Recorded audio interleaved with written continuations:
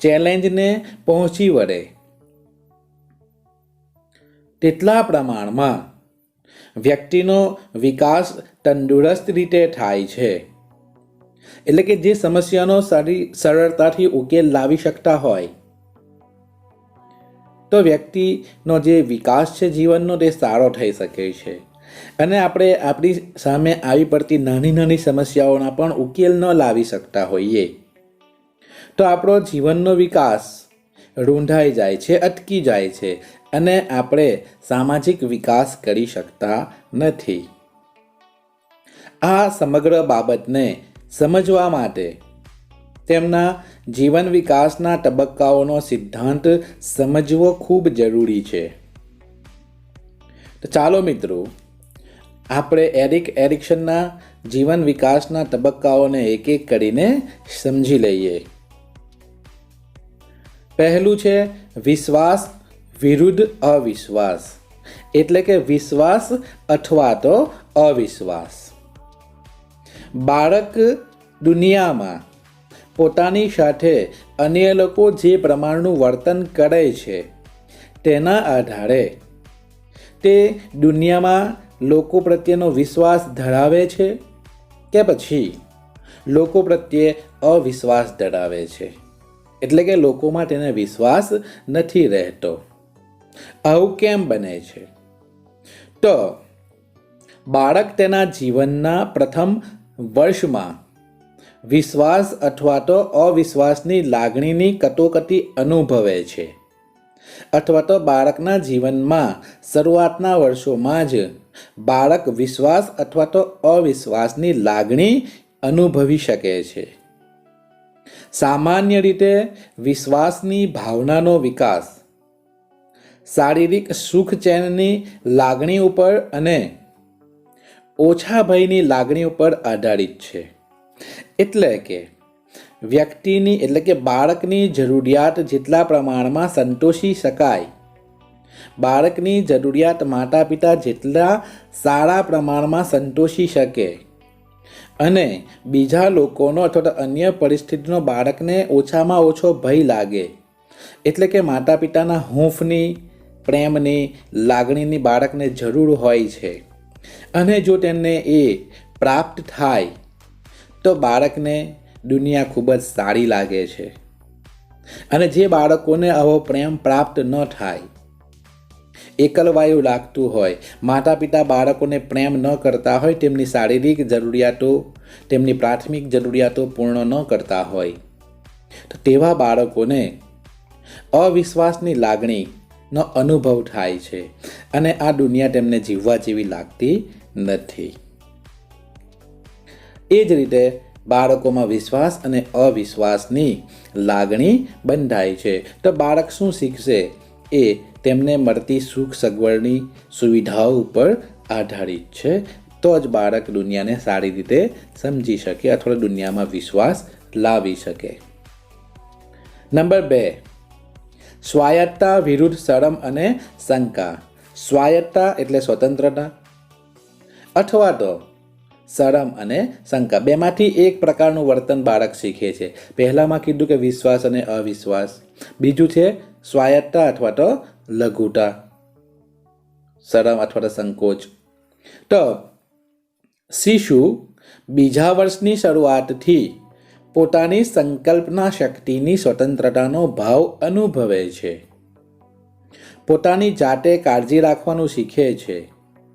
આમ સ્વતંત્રતાની ભાવનાનો વિકાસ શરૂ થાય છે. જો બાળકને રોકવામાં આવે કે તેને કડક શિક્ષા કરવામાં આવે અથવા સતત તેને તણાવમાં, ટેન્શનમાં રાખવામાં આવે તો તેવું બાળક શરમાળ કે સંકોચશીલ અથવા તો શંકાશીલ બને તેવી શક્યતા રહે છે. આ સમયમાં માતા પિતાએ તેમને સમજણપૂર્વકનું રક્ષણ અને બાળકનો વિકાસ ન અવરોધાય તેનું ધ્યાન રાખવું જોઈએ. તો આ છે સ્વાયત્તતા વિરુદ્ધ શરમ અને શંકા. આ અવસ્થામાં બાળક પોતાના દરેક કાર્યો સ્વતંત્ર રીતે કરવાનો જ આગ્રહ રાખે છે, જેમ કે પોતાના કપડાં જાતે પહેરવાનો આગ્રહ, સ્નાન નાહવા ધોવાનો પણ આગ્રહ બાળક રાખે છે, હું જાતે નાહી લઈશ. ખાવા માટે પણ જાતે ખાવાના પ્રયત્નો કરે છે કે હું જાતે ખાઈ લઈશ. બરાબર ને? તો આ જ છે સ્વાયત્તતા. અને બાળકોને પોતાના કામો કરવાનું ગમતું હોય છે, પરંતુ માતા પિતા તેમને રોકે વળે કે નહીં, તારે નહીં કરવાનું, લાવ હું કરી આપું. બરાબર ને? અને નાની નાની બાબતોમાં બાળકોને રોકવામાં આવે, ટોકવામાં આવે તો પછી બાળક એવું સમજે છે કે અમારે કશું કરવાનું જ નહીં, બધું માતા પિતા જ કરશે. પછી બાળક શરમાર બની જાય છે. પછી બાળકને શરમ આવે છે જાતે જાતે કામ કરવામાં. બાળક શરમાળ બને છે અને લોકો પ્રત્યે પણ શંકાશીલ બને છે, બીજાને શંકાની દ્રષ્ટિએ જુએ છે. માટે માતા પિતાએ ખૂબ જ ધ્યાન રાખવાની જરૂર છે કે બાળકોનો આવો વિકાસ અવરોધાય નહીં. એટલે કે સમજાવટથી, પ્રેમથી બાળકો સાથે કામ પાર પાડવાનું હોય છે. ત્યાર પછી નંબર 3, પહેલ વૃત્તિ વિરુદ્ધ દોષની લાગણી. ત્રીજા તબક્કામાં શિશુ બાલ મંદિરમાં જતું થાય છે. શિશુ એટલે બાળક આંગણવાડીમાં, બાલ મંદિરમાં જતું થાય ત્યારે કુટુંબના નાના વાતાવરણમાંથી, સંકીર્ણ એટલે નાના, કુટુંબ ખૂબ નાનું હોય છે, તેમાંથી એ બહાર નીકળીને સામાજિક જગતના બહોળા વાતાવરણ સાથે આંતરક્રિયા કરે છે. એટલે કે અન્ય લોકોના પરિચયમાં આવે છે. પહેલાં ફક્ત બાળક કુટુંબના વાતાવરણમાં જીવતું હતું, એટલે કે કુટુંબના લોકોને જ ઓળખતું હતું. પરંતુ હવે બાળક બહાર જાય છે, આંગણવાડીમાં જાય છે, ત્યાં અલગ અલગ જાતિના અલગ અલગ લોકો બાળકને મળે છે અને તેમની સાથે બાળક વાતચીત કરે છે, તેમની સાથે બાળક આંતરક્રિયા કરે છે. તેના લીધે તેને વધુ પડકારોનો સામનો પણ કરવો પડે છે. એટલે કે હવે બાળક જેમ જેમ શાળાએ જાય તેમ તેમ તેની સામે અનેક મુશ્કેલીઓ પણ આવતી જાય છે. કેવી મુશ્કેલીઓ? જેમ કે બાલ મંદિર જતાં પોતાની વોટર બેગ સાચવીને લઈ જવી અને તેને સાચવવી અને પાછી લાવવી. બીજા બાળકો સાથે ઝઘડો થાય તો તેમનો સામનો કરવો. નાના બાળકો અંદર ખૂબ લડતા હોય, એકબીજાની વસ્તુઓ લઈ લેતા હોય. કેટલા બાળકો હોય કે માર ખાયા કરે, કેટલા બાળકો ફક્ત મારે. બરાબર ને? અમુક બાળકો માર ખાઈને આવે, અમુક બાળકો મારીને આવે. આવું દરેક બાબતોનો સામનો બાળકોએ કરવો પડતો હોય છે. આથી તેના વ્યક્તિત્વ, ચપળતા અને હેતુપૂર્વકનું વર્તન સ્થાપિત થાય છે. માટે અહીં બાળક ચપળ બને છે, હોશિયાર બને છે, ચાલાક બને છે અને તેના વ્યક્તિત્વનો વિકાસ થાય છે. આના કારણે બાળકમાં જવાબદારીની ભાવના પણ વધે છે કે મારે મારી વસ્તુ સાચવવી જોઈએ, સાચવીને લાવવી જોઈએ, સાચવીને લઈ જવી જોઈએ. આમ નાની નાની જવાબદારીઓ બાળકમાં વિકસે છે. પોતાના શરીરની અને વસ્તુઓની સંભાળ લેવાની વૃત્તિ, નવું કપડાં પહેરવા, વાળ ઓળવા, દાંત સાફ કરવા, બરાબર ને, વગેરે વસ્તુઓની સંભાળ લેવાની વૃત્તિ, પહેલ કરવાની વૃત્તિ. અત્યાર સુધી બાળક પહેલ ના કરતું હતું, હવે બાળક પહેલ વૃત્તિ કરે છે. પહેલ વૃત્તિ કરવી એટલે કે બીજા વ્યક્તિઓ કરતાં આપણે પહેલાં ઊભા થઈને જવાબ આપવો અને શરમ કે શંકા ન અનુભવવી. તો ઘણા બધા લોકો પહેલવૃત્તિ કરતાં ડરે છે અને દોષની લાગણી અનુભવે છે. વિદ્યાર્થી મિત્રો, પહેલવૃત્તિ અને દોષની લાગણી અહીંયા તમે સમજી ગયા હશો કે પહેલવૃત્તિ, ઘણા બાળકો પહેલવૃત્તિ શીખે છે તો ઘણા બાળકો દોષની લાગણીનો અનુભવ કરે છે. પહેલવૃત્તિ એટલે દરેક કામમાં આગળ, પહેલાં ઊભા થઈને તરત જવાબ પણ આપે, કોઈ જાતની શરમ શંકા રાખ્યા વિના, ડર રાખ્યા વિના. જ્યારે દોષની લાગણી અનુભવતા લોકો, તેમને જવાબ આવડતો હોય, તેમને કામ આવડતું હોય, છતાં તેઓ આગળ આવતા નથી, કામ કરતા નથી, અથવા તો ઊભા થઈને વર્ગખંડમાં વિદ્યાર્થી જવાબ આપતો નથી. કેમ એવું? કારણ કે બાળકમાં પહેલેથી એને રોકટોક કરવામાં આવી હોય છે, માટે એ દોષની લાગણી અનુભવે છે, તેની મજાક ઉડાવવામાં આવી હોય છે. માટે એ એમ સમજે છે કે મારો જવાબ ખોટો પડશે તો બીજા લોકો શું કહેશે, બરાબર ને, બધા સામે મારું ઇન્સલ્ટ થશે. તો આ દોષની લાગણી બાળકો અનુભવતા હોય છે. તો એટલા માટે એનો સામાજિક વિકાસ પણ સારો થઈ શકતો નથી. માટે પહેલવૃત્તિ એ ખૂબ સારી બાબત છે. પહેલવૃત્તિ અને પોતાના પ્રશ્નો, પોતાની રીતે ઉકેલવાની વૃત્તિનો વિકાસ આ અવસ્થામાં થાય છે. આંગણવાડીમાં જાય, સ્કૂલમાં જાય બાળક ત્યારે. આગળ વધીએ.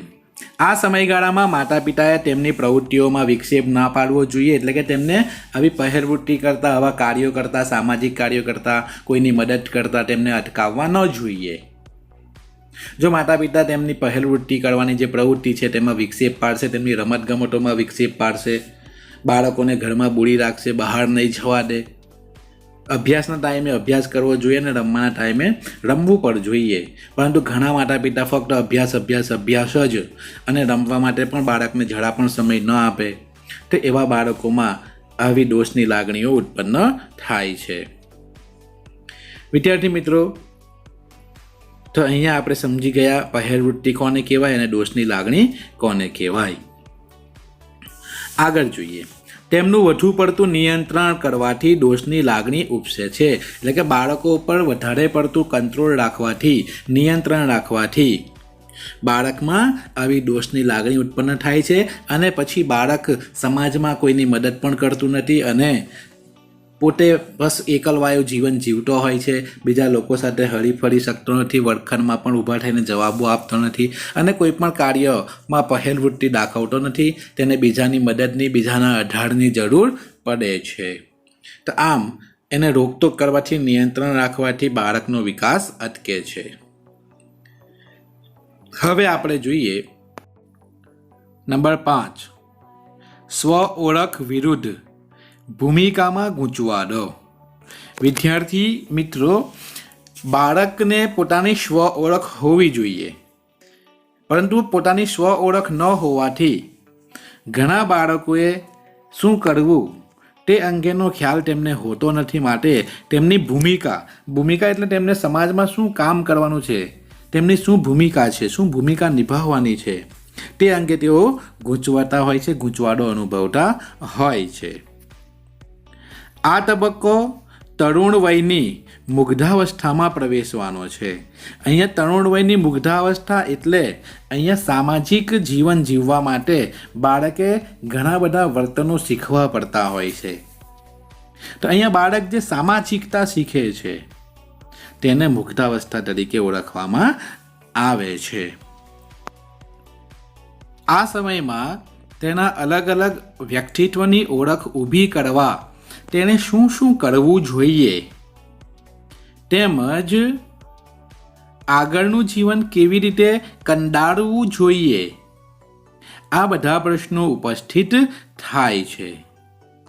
એટલે કે બાળકે પોતાનું વ્યક્તિત્વ વિકસાવવાનું હોય છે. તેને કેવા બનવું, કોના જેવા બનવું, બરાબર ને, તેનો સ્વભાવ કેવો હોવો જોઈએ, આ બધા માટે બાળકો વિચારે છે કે મારે શું કરવું જોઈએ અને શું ન કરવું જોઈએ.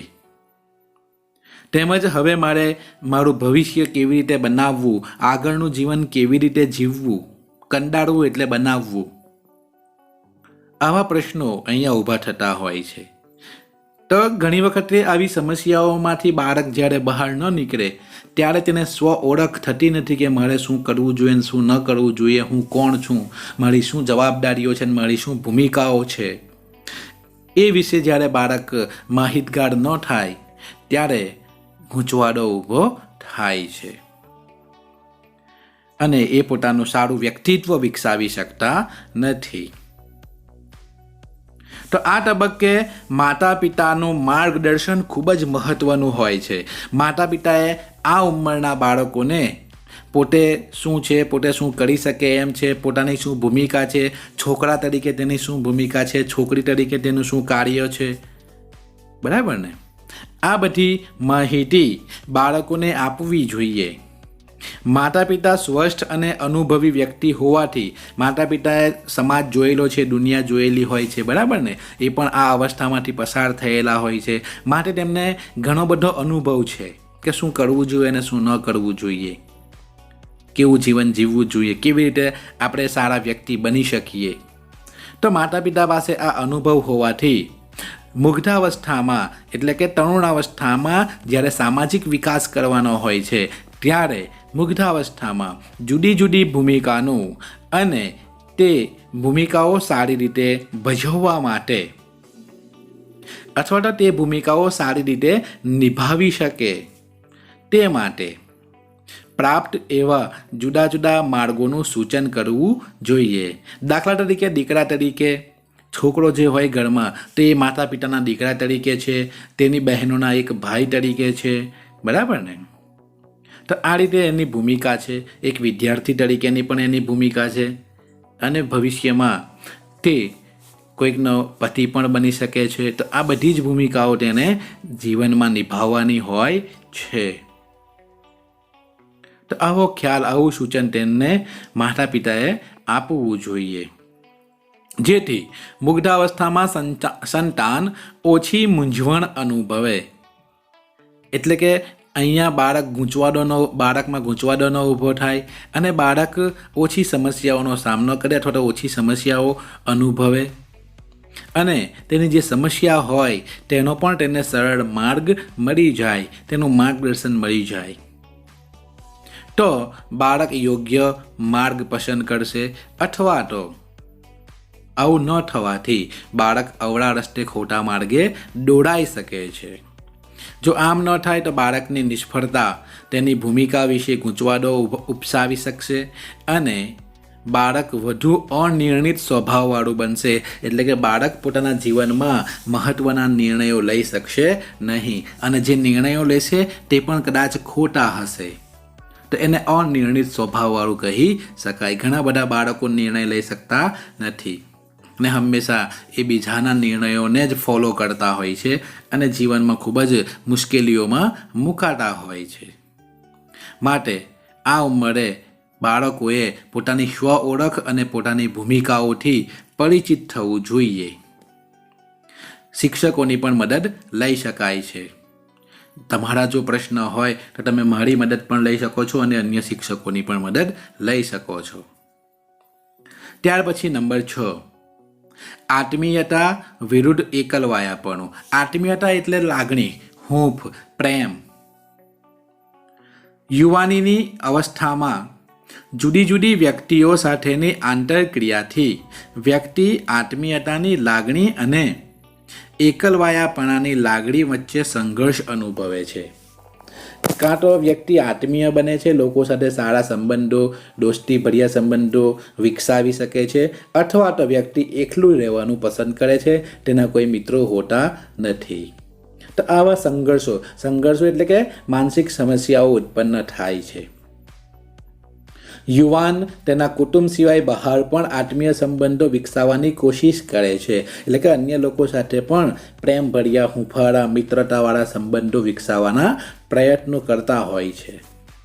પરંતુ જો આવા પ્રયત્નોમાં તે નિષ્ફળ જાય અને બહાર સારા મિત્રો ન બનાવી શકે, બહાર તેને લોકોનો પ્રેમ પ્રાપ્ત ન થઈ શકે, તો તે એકલવાયાપણાની ભાવના તેનામાં સ્થિર થઈ જાય છે અને તે એકલા રહેવાનું જ પસંદ કરે છે. પછી તેઓ કોઈને મિત્ર બનાવતા નથી અને તેમનું જીવન એકલવાયું જ પૂરું થાય છે. આમ આત્મીયતા વિરુદ્ધ એકલવાયાનો વિકાસ એના જીવનમાં થાય છે. કાં તો આત્મીય બને છે અથવા તો એકલવાયું જીવન જીવે છે.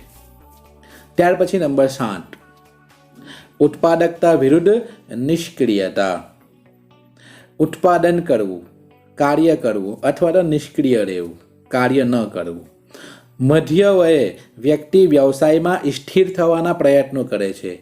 બરાબર? મધ્ય વય થાય, 20-25 વર્ષ પછીની ઉંમર, કમાવાની ઉંમર થાય, વ્યવસાયની ઉંમર થાય. બરાબર? તો વ્યવસાયમાં વ્યક્તિ સ્થિર થવાના પ્રયત્નો કરે છે કે આ વ્યવસાય હું હવે કાયમી કરીશ, તેમાં સ્થિર થઈ જાય. પરંતુ ઘણીવાર તેને આવા વ્યવસાયોમાં પણ નિષ્ફળતા મળતી હોય છે.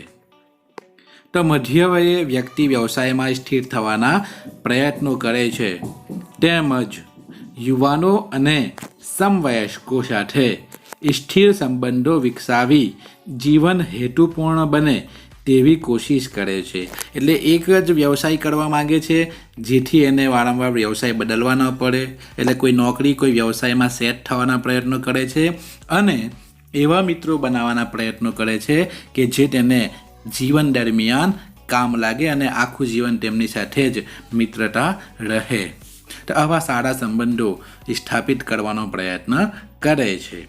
પરંતુ જો આ પ્રયાસોમાં પણ તેને નિષ્ફળતા મળે, સારા મિત્રો ન બની શકે અથવા કોઈ વ્યવસાયમાં તે સ્થિર ન થાય, કાયમી તેને કોઈ વ્યવસાય ન મળે, તો તે સ્થગિતતા અનુભવીને નિષ્ક્રિયતા તરફ વળે છે.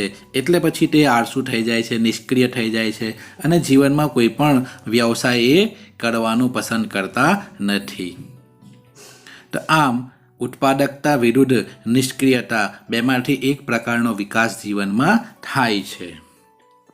ત્યાર પછી નંબર 8, સુગ્રથિતતા વિરુદ્ધ હતાશા. હવે વ્યક્તિ પોતાના સમગ્ર જીવન દરમિયાન કરેલા કાર્યોને વિચારે છે. ક્યારે?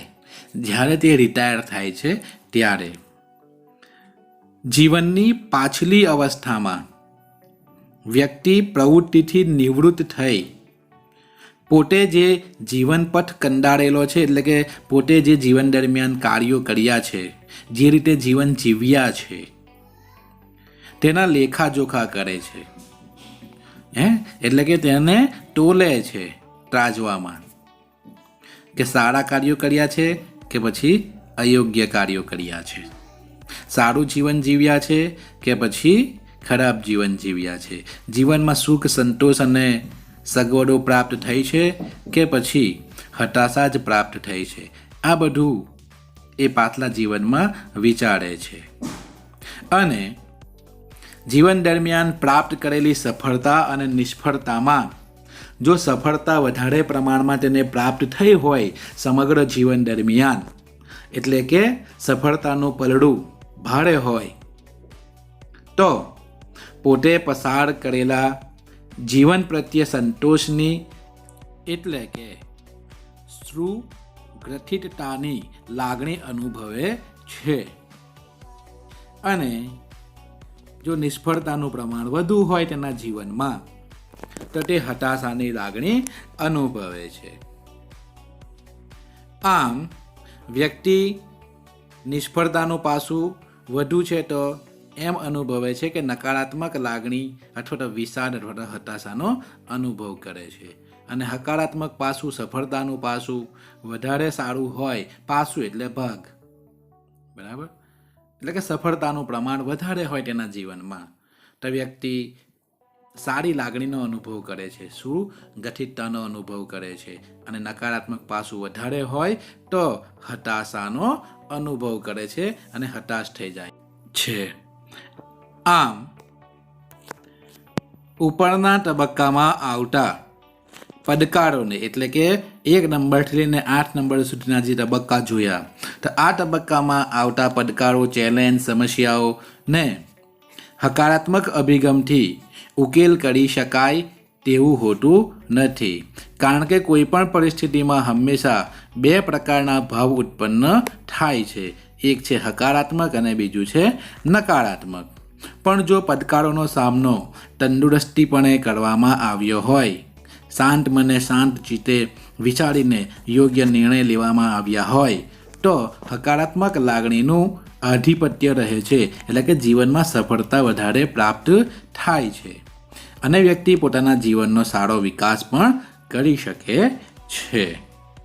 તો આમ એરિક એરિક્સને જીવન વિકાસના આ 8 તબક્કાઓ આપણને સમજાવ્યા છે. વિદ્યાર્થી મિત્રો, વિડીયોને લાઈક કરો, શેર કરો અને ચેનલને સબસ્ક્રાઈબ કરી લેજો. અહીંયા આપણે પ્રકરણ 3 પણ પૂર્ણ કરી ચૂક્યા છે. આ પ્રશ્નનો જવાબ લખીને તમારે હોમવર્કમાં મોકલવાનો છે. આભાર. Thank you.